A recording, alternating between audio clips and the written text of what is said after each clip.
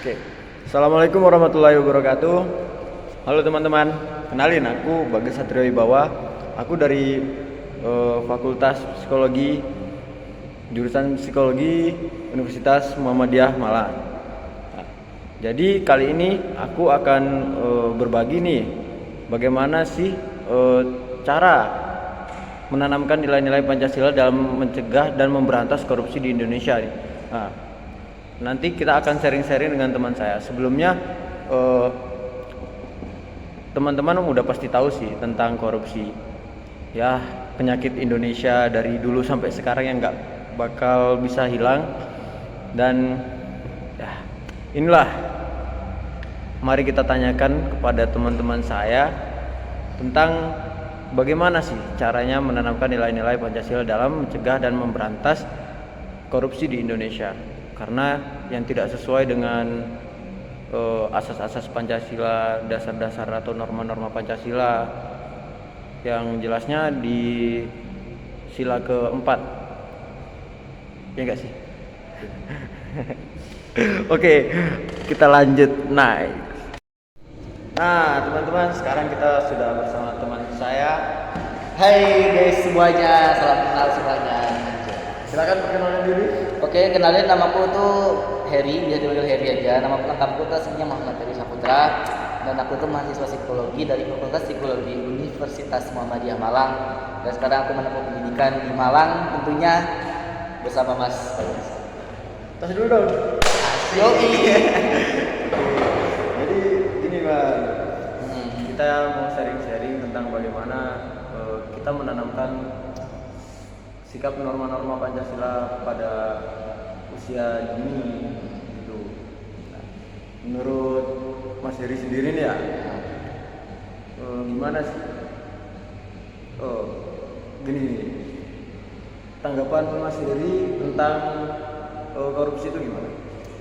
Gini ya, korupsi itu kan udah kayak mendarah daging gitu ya di Indonesia. Ya. Anak-anaknya juga udah mulai korupsi. Kalian pernah nggak sih kalau kalian tuh sadar, kalian tuh misal disuruh beli garam, nah harga garam tuh 5.000, tapi kalian tuh beralasan minta 6.000 karena takutnya tuh harga garam tuh naik. Nah, mulai korupsi itu sebenarnya mulai dari kecil. Kita tuh kayaknya udah mulai korupsi deh, bukan kita sih, kalian. Bukan cuma kalian semua. Aku tuh ngeliat tuh dari temenku emang sih, kayak dia tuh minta uang lebih.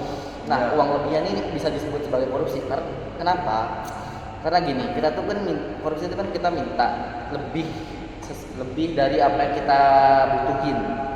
Kayak misalnya di negara yang imah itu kan, yang kerugiannya sampai 300 triliun itu. Kayak melebih-lebihkan gitu. Ya, kayak melebih-lebihkan. Nah, korupsi itu kan sangat merugikan negara ya. Apalagi yang 300 triliun kemarin itu kan sangat membludak banget. Itu tuh baru ketahuan beberapa tahun setelahnya gitu, setelah korupsi itu. Dan hukumannya tuh cuma 6,5 tahun. Bayangin dulu 300 triliun dikasih. Gila, lu umur banyak banget. 300 triliun dikasih, tapi lu disuruh masuk penjara 7 tahun. Gue mau Bang. Ya, siapapun pasti mau lah anjing. 300 triliun coba. 300 triliun. Saya di penjara 6 tahun, saya terima. Saya juga mau. Korupsinya kan sudah menjalar ya dari mungkin dari nenek moyang kita ya, atau aku mungkin nggak tahu. Pokoknya ini kayaknya udah lama banget. Udah lama Bang. Karena sudah mendarah daging korupsi. Iya. Nah, terus saya mau nanya nih, apa sih penyebab dari faktor korupsi itu apa? Penyebab dari faktor korupsi, mungkin salah satu penyebabnya itu manusia itu kan rakus ya, punya sikap rakus, maruk. Kayak kamu. Biasa aku nggak rakus. Enggak, biasanya kayak dia yang udah dikasih hati malah tambah minta jantung. Aduh. Nah, kurang ajar. Nah, gimana ya? Manusia ini kan punya sikap jelek, kan punya kayak kurang bersyukur gitu ya. Jadi kalau dapat satu tuh pasti minta yang lain gitu loh. Gak mungkin enggak. Misalnya aku jadi pemerintah, bawa jadi masyarakat gitu. Nah, bawa tuh terus bayar pajak terus, sedangkan aku yang pemerintah ini paling cuma di provinsi gitu. Sedangkan pajak kan masuk ke negara ya. Negara itu kan pasti mendistribusikan agar setiap provinsi itu berkembang. Nah, berjalan lah. ya agar berjalan gitu.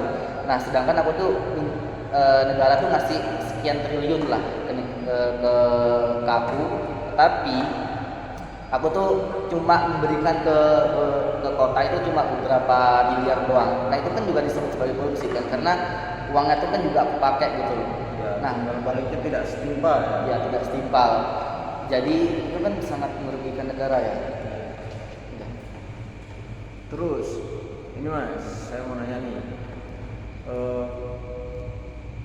kenapa sih kok harus ditanamkan rasa Pancasila dari SD sampai sekarang? Ya gimana ya, kita tuh kan harus, apalagi kita di Indonesia ini yang punya pedoman Pancasila ya, Bhinneka Tunggal Ika, berbeda-beda tetapi bersatu jua, yang dimana di sila keempat itu kan menyebutkan bahwa kemasyarakatan apa ya, masyarakat yang Beradil, kok gitu aja, beda yang adil dan beradab. bukan aja Apa?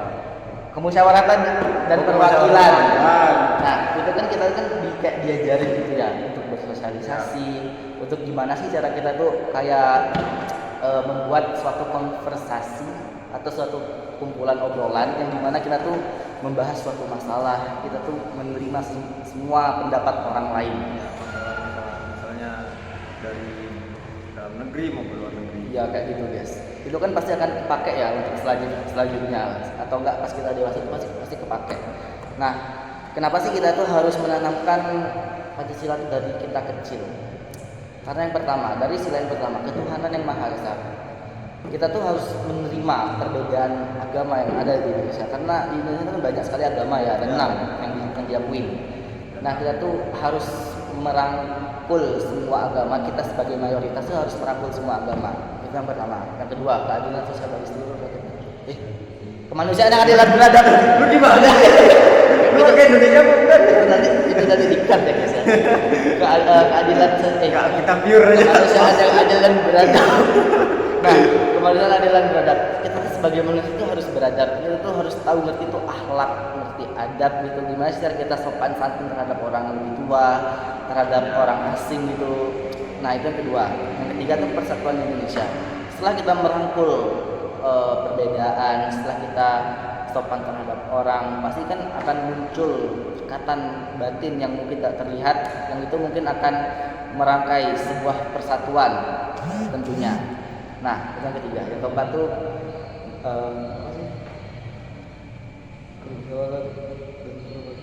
yang Dia permusyawaratan perwakilan. Betul tuh. sila keempat apa panjang aja. Ini nanti dikat ya. Kemanusiaan yang adil dan beradab.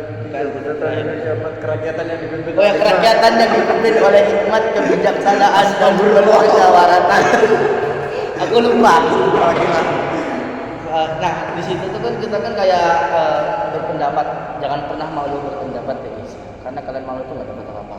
Nah, kita tuh harus saling menghargai pendapat orang lain, walaupun kayak ya pendapatnya anak kecil lah. Kita kan nggak pernah tahu ya ilmu itu datangnya dari mana, berkahnya juga datang dari mana. Kita itu dari orang gila kan apa kan? Ya, jadi kita tuh ngambil isinya guys, Macam-macam, isi omongannya, bukan Makna. kita ngeliat orang tuh nggak boleh. Kita tidak boleh melihat dari covernya saja. Ya, don't judge book by its cover. Ya, jangan cuma melihat buku dari sampulnya. Begitu juga dengan manusia, jangan pernah jangan cuma menilai seseorang cuma dari mukanya doang atau fisiknya doang lah. Yang kelima tuh keadilan sosial bagi seluruh rakyat Indonesia. Nah, dia tuh semua tuh kayak adil gitu loh. Kalau kelima Pancasila tadi sudah dilakukan, sudah kalian terapkan, keadilan itu pasti akan tercipta guys. Kebaikan, kerukunan dan kesejahteraan masyarakat itu pasti akan tercipta guys. Bahkan di Indonesia ini banyak juga orang yang melakukan kayak tumpul ke atas, pelanting ke bawah. Kayak gitu ya, kalau ini jangan nyogok. Mungkin nggak? Jangan nyogok. Jangan pakai orang dalam gitu. Nah, terus Punya itu. Terus habis itu, nah kan ini banyak mas. Para koruptor atau orang hebat atau orang-orang hebat di sana itu melakukan korupsi. Nah, itu apakah mungkin di masa lalunya itu dia kurang memahami tentang sila-sila itu. Ini tentang masa lalu ya guys. Aku mungkin nggak pernah tahu ya mereka tuh backgroundnya kayak gimana, atau enggak mungkin mereka diajarin kayak gimana, tapi aku tuh nggak tahu. Nah balik lagi dari yang aku tadi omongin, manusia tuh kan nggak pernah ke bahasa tuh kayak nggak pernah bersyukur, yang nggak pernah puas gitu. Nah itu tuh pasti semua manusia tuh pernah ngalamin itu.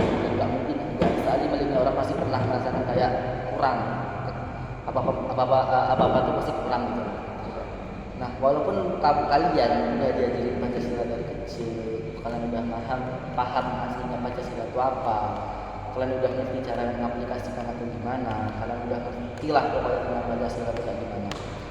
Nah, tapi tetap aja kan naluri manusia itu kan ada yang kurang puas gitu dengan apa yang mereka capai.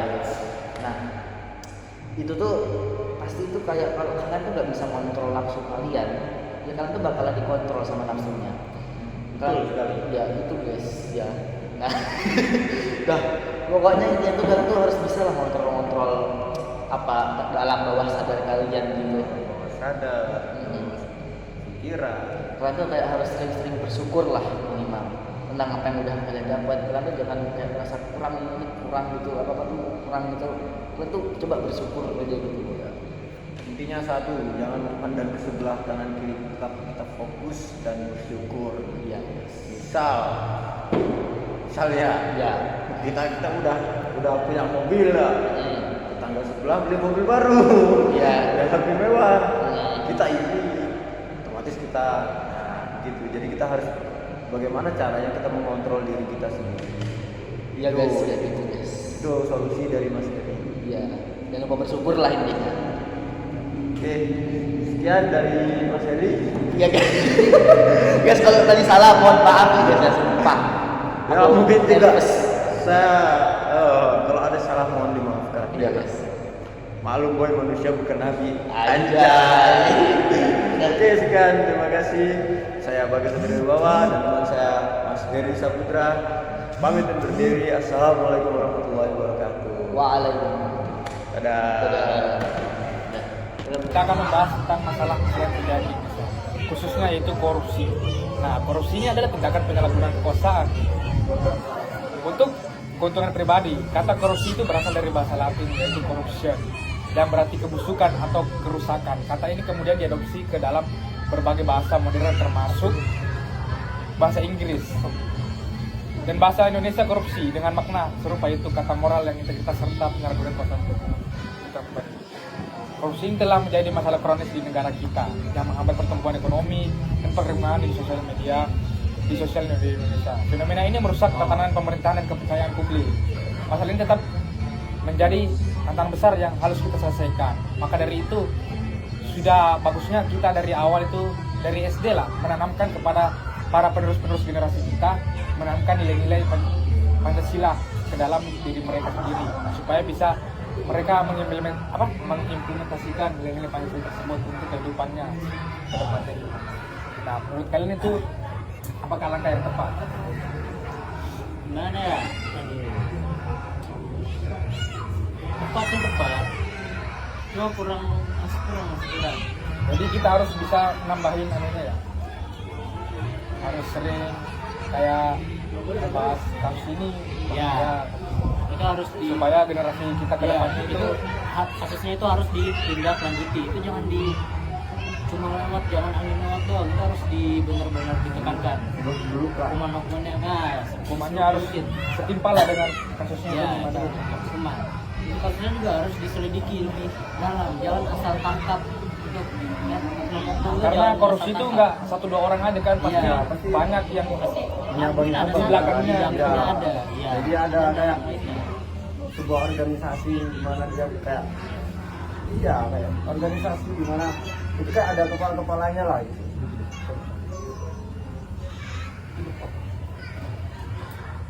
Nah, kalau dari kalian sendiri menanggapi kasus korupsi ini gimana? Saya pribadi nggak suka sih ada korupsi gitu ya. Semua nggak suka. Semua. Iya. Karena itu kan merugikan bagi rakyat. Cuma merugikan yang di atas doang. Itu apalagi sekarang kan dengan naiknya TPR. Nah, Ah, otomatis TPR. kan anggaran negara tambah banyak. tambah banyak. Nah, itu lebih bagusnya kalau dipakai untuk pembangunan negara, bukan Iya, untuk dipakai begitulah. Nah, Kebutuhan TPR pribadi. naik 12% aja udah aneh ya. Hasilnya dari 10. Mungkin 2%-nya buat mereka sendiri. Nah, enggak lah, Oh, bukan ya, bukan. demi kemajuan bangsa. Nah, bisa jadi. Selama nggak dikorupsi, selama dananya itu ngalirnya benar, disalurkan ke Yang memang untuk fasilitas-fasilitas dibutuhkan buat negara. Jadi dari masyarakat untuk masyarakat. Itu dari masyarakat untuk masyarakat. Nah, pemerintah tuh harusnya lebih nekan itu dari masyarakat untuk masyarakat. Kelas ini. Kelas 8A. Nah, kelas 12.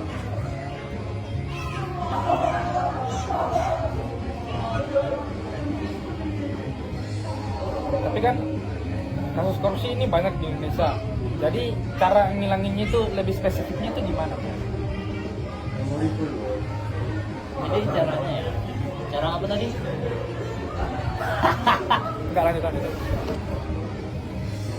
Lanjut. Cara apa? Cara mengatasinya apa yang lebih spesifik supaya bisa menghilangkan itu kan sudah menjadi apa ya, dari dulu itu sudah menjadi tradisi di Iya. negara kita kan. Bakar-bakar. Udah kayak tradisi ya. Bakar ya, namanya bakar. Sudah mendarah daging lah untuk si tersirat korupsi ini. Makanya kan dibentuk juga nilai Pancasila ketuhanan bangsa yang mana itu menekankan pentingnya moral dan etika dalam setiap tindakan individu. Nah, dan kemanusiaan yang berarti juga menekankan penghormatan terhadap hak asasi kemanusiaan. Itu fondasi supaya dalam upaya pemberantasan korupsi setiap individu itu harus diperlakukan secara adil dan setara di depan Betul. hukum. Dan ketiga, Persatuan Indonesia sendiri menggarisbawahi pentingnya kerjasama dan solidaritas dalam berbagai pihak dapat memperkuat upaya pemberantasan korupsi. Nah, dan keempat itu kerakyatan yang dipimpin oleh lima kebijaksanaan yang menekankan transparansi atau partisipasi publik dalam pengambilan keputusan untuk mencegah tindakan korupsi. Dan yang terakhir ada keadilan sosial, keadilan sosial yang artinya tahulah menggarisbawahi pentingnya pemerataan kesejahteraan rakyat kayak gitu. Dan penghapusan ketimpangan sosial. Itu masuk kan? Masuk banget. Gimana? Jadi udah Pancasila itu harus apa ya, dari masa kita kanak-kanak itu lah. Enggak, memang harus diajari. Diajari Iya. gitu, supaya melekat lah dalam Kan dulu kan kita kan juga pernah belajar sama yang namanya PPKN. Apa tuh PPKN? Pendidikan warga negara. Belajar apa? Yes. Tentang itulah. Nah, kehidupan pelajaran sebagai- PPKN ini mungkin perlu lebih diperdalam. betul. Jangan asal kebanyakan murid-murid itu anggap PKN itu cuma mata Paling Pancasila. Nah, itu dia. Sampingan. Gimana caranya supaya mereka itu Ya, jadi tertarik? gimana caranya supaya mereka tertarik dan bisa mereka tuh biar jam pelajaran itu dikit tapi bisa berbobot. Efektif lah. Iya. Gimana caranya? Nah, itu pemerintah sendiri yang tentuin. Itu juga harus Karena dari yang punya kuasa ya pemerintah. Kalau pemerintahnya Berarti korupsi, Menteri korupsi. Pendidikan. Nah, Menteri Pendidikan. iya. Sistem pendidikan juga harus diubah kan. Iya. Bisa ya, Mas? Bisa. Nah, amin. Amin. Yang mana juga apa ya? Pendidik ini Astagfirullah. Ya, begitulah ya. Beberapa karena saya juga merasakan dulu waktu saya di atas SMP itu kayak mereka itu kayak penyampaiannya kurang dalam mendidik lah. Mungkin ya itu di daerah saya doang. Enggak, banyak terjadi di kota-kota besar. mungkin antara si pendidiknya ini memang sama, berpikiran sama kayak kita, nggak terlalu mentingin Pancasila, nggak terlalu mentingin PKN, makanya mereka naraginnya ya juga nggak niat, karena mereka mikir ini paling muridnya juga nggak bakal pelajaran ini, ya mereka kan ngasih tahu Padahal dia Pancasila sendiri sebagai landasan moral ya, yang Iya. memberikan nilai-nilai dan etika yang tinggi dalam kita. moral dan yang mana Pancasila ini bisa memberikan kita prinsip-prinsip lah, yang mana prinsip tersebut bisa kita pegang untuk amanah-amanah yang kita akan punya di masa depan. Ya, ke depannya. Next, dalam penegakan hukum nih, hukum yang setempel bagi pelaku korupsi itu apa, Mas? Kalau menurut kalian? Oke. Gimana ya? Gantung diri. Itu bisa. Yang mana kan, yang kemarin lagi yang viral itu, Apa tuh? katanya 300 T korupsi, Oh, terus iya. hukumannya cuma neneknya gitu, 0,5 apa-apaan itu kan udah merugikan berapa apaan yang dirugikan masyarakat ini. Menurut Mas itu gimana? Itu kan kayak apa ya? Orang yang kecil aja yang ngambil tanah apa? Penjara ya. Sedikit aja Sedikit aja penjaranya berapa tahun. Sampai berapa tahun itu pelan-pelan. Makanya tuh sempat muncul poster ini. Ada orang miskin megang gini papan, misalnya saya siap korupsi 300 triliun dan dipenjara. Ya. Dia mau korupsi 300 triliun. Soalnya penjaranya cuma berapa? Segitu. Penjara yang bentar. Timpal sama keuntungan yang Timpal. keuntungan pribadinya ya. Iya. Kan ada juga yang ceritanya nenek-nenek nyolong kayu Ya betul. di penjara kan. Terus kenapa yang kenapa yang para pejabat-pejabat itu cuma Itulah Ya. tumpul ke atas, tajam ke bawah. Alas ini. Kalau menurut Mas gimana? Aman. Amannya itu gimana? Maksud aman itu gimana? Bapaknya pejabat. oh Aman. Bapaknya Untuk- pejabat. Korupsi aja. Rupanya benar. untuk Cuma 6,5 tahun. korupsi ini ya kayaknya juga agak rumit sih, soalnya kan juga terjadi kan di negara-negara lain. Terus coba kalau misalnya Tapi kan negara lain hukumannya lebih tegas Mas, Iya. dari negara kita. Negara kita ini kayak masih meluaskan lah kayak kasus itu. Ya, Apa yang nggak mau gitu? Apa gitu kalau apa? Hukumannya masih juga terbatas sama hak asasi juga kan. Coba kalau pakai syariat Islam pasti udah mati itu, udah nggak ada itu namanya korupsi di negara ini udah nggak ada.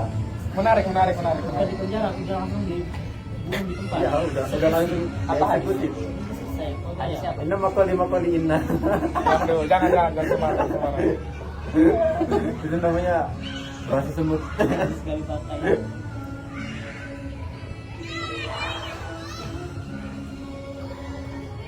Ini masukin ke akun yang bisa topik ini.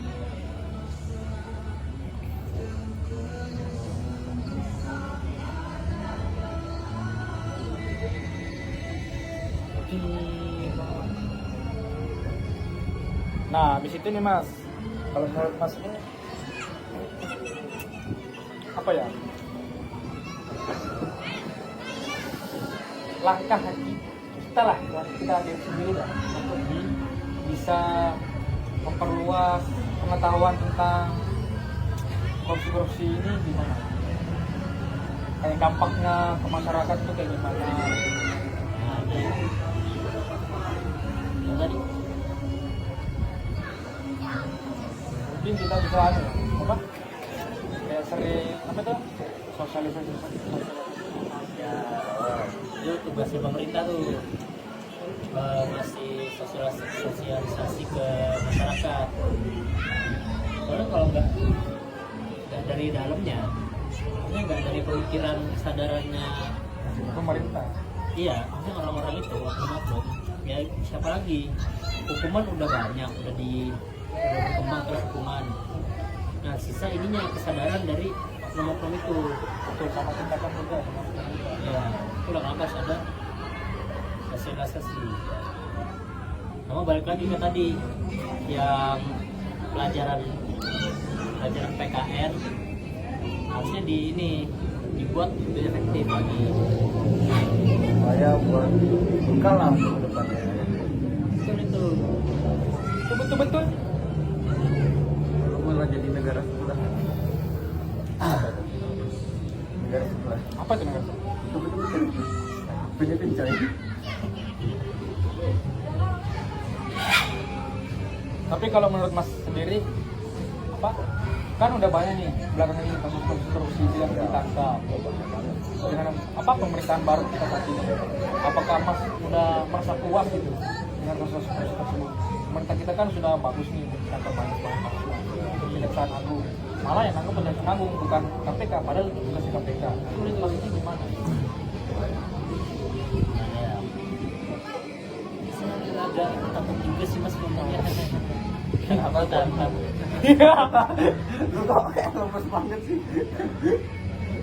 Gak apa-apa lah, lu ngomong Tapi- gitu kan kita ditengok semua. Tapi kita udah bersyukur lah, kan udah ada kemajuan nih. Ya. Dengan adanya itu kita sedikit-sedikit lebih boleh lah.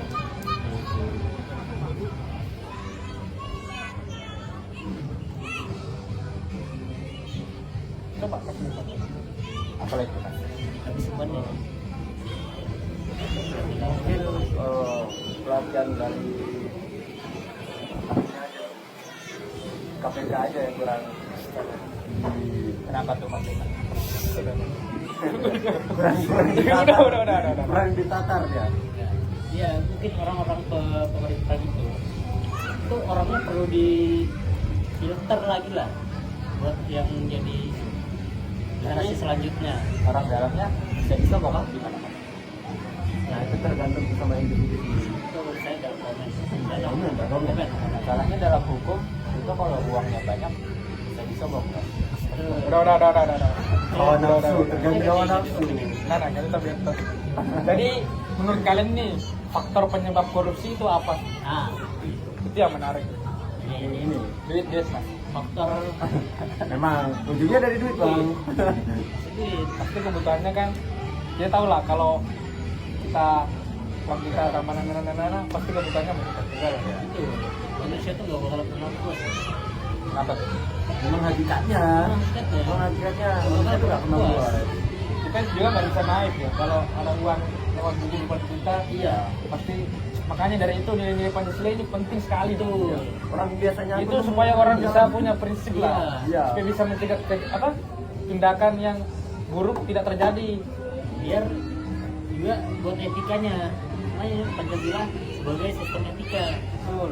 Jadi dari Pancasila itu harusnya udah diterapin, jangan kelamaan dari awal, dari menyusui udah diajarin, Boleh. dikasih gambaran biar pas besarnya nanti Pancasila itu diterapinnya bener, gak setengah-setengah, gak cuma Pancasila itu apa sih. Mereka tahu 5 sila, Betul. tapi Tapi nggak tahu cara mengimplementasikannya. percuma. Nah, jadi harus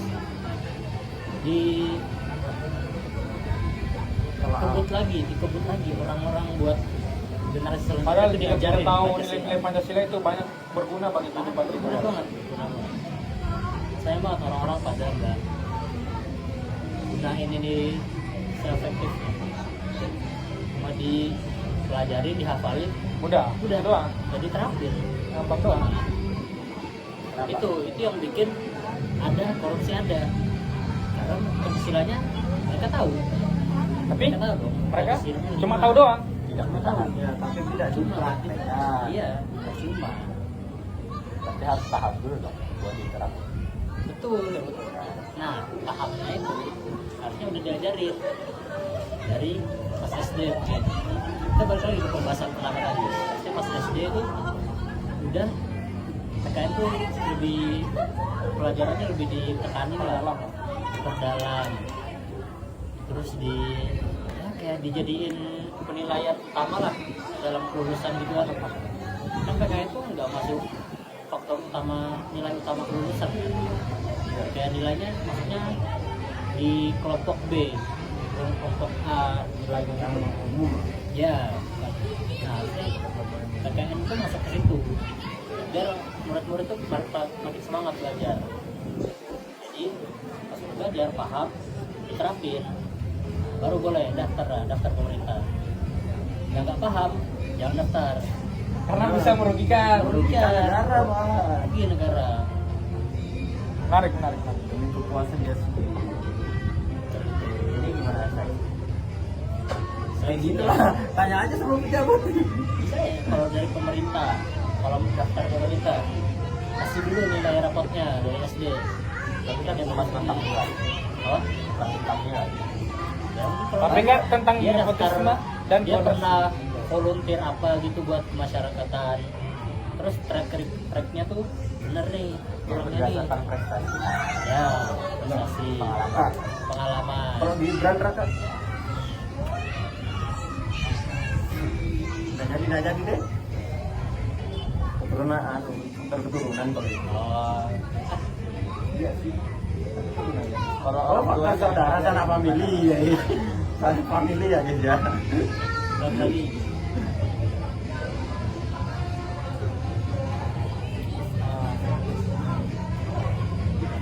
Terus apa lagi Pak? Gini Bang, kita kan udah zamannya media sosial lah, jadi informasi itu cepat ditangkap kemana-mana gitu. Ya. Nah, jadi menurut Mas ini bagaimana peran media dalam mengungkap dan memberhentikan kasus korupsi? Media ini sangat apa Mas? Dampaknya besar ya. Jadi semua berita tentang ini cepat Iya. tersebar isu, lah. pengalihan Ya, isu. biasa juga ada kayak pengalihan isu gitu supaya kasus Ya. itu tertutupi. Jadi kita harus bisa memfilter ya media-media yang mana. Terus dicari juga yang hoax yang mana, terus yang pengalihan isu dibedakan. Wah, ini kenapa beritanya ganti lagi? Iya, padahal kemarin kan masih Iya, hangat-hangat harusnya berita ini. curiga dong, kenapa ganti lagi beritanya? Jadi kayak transparansi gitu. Betul itu. Ya ini berperan besar. Iya.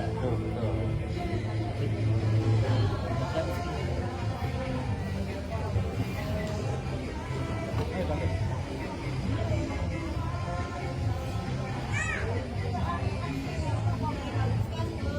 Ada sih dampak positifnya dari media sosial itu kayak salah satunya tadi contoh kayak Kasusnya tepat terungkap. kayak sosialisasi agar calon-calon di masa depan ini tahu. Tapi dengan adanya media sosial juga ini apa ya? Misalnya ada berita itu misalnya ada satu kasus nih yang nggak dilanjutin terus itu, jadi mandek terus. Tapi jika kita jika kita posting di media sosial, nah Baru viral baru diangkat. Iya, jadi itu Nunggu viral dulu. nunggu viral dulu. Jadi itu juga untungnya media sosial. Jadi kalau ada apa-apa yang publik tahu nih, Iya. bisa posting lah di media sosial, mungkin netizennya bisa Ya, bantu. pesan terbuka juga buat netizen ya. Kalau mau viralin tuh viralin yang berbobot dikit. Ya, nggak penting-penting tuh diviralin. Misalnya kasus berita-berita gitu, nah itu diviralin bagus tuh. Buat informasi. Misal tuh kayak yang Supaya kasusnya cepat jalan. Iya, kasusnya naiknya cepet. yang kayak Cepat kasus diangkat. yang kayak kasus Cina itu kan Itu juga Ya, final. itu kan Nah, dia maksudnya itu berapa netizen. baru diangkatnya Iya. tahun kemarin. The power of netizen. Nah, itu ya netizen tuh berperan penting banget tuh buat media dalam media. Ya. Jadi unggah lah yang Ya, positif. kita yang penonton juga sebagai netizen ya, Betul. harusnya kita tingkatin kesadaran diri kita lah, di seleksi kita mau viralin yang mana, kita mau ikutin yang mana.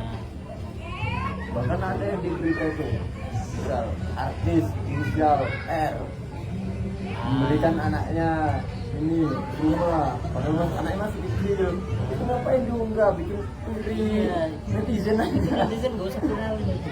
Itu nggak usah Netizen suka.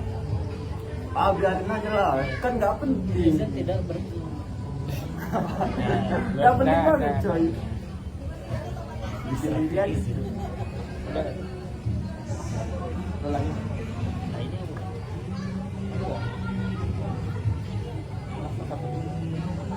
Itu aja. satu.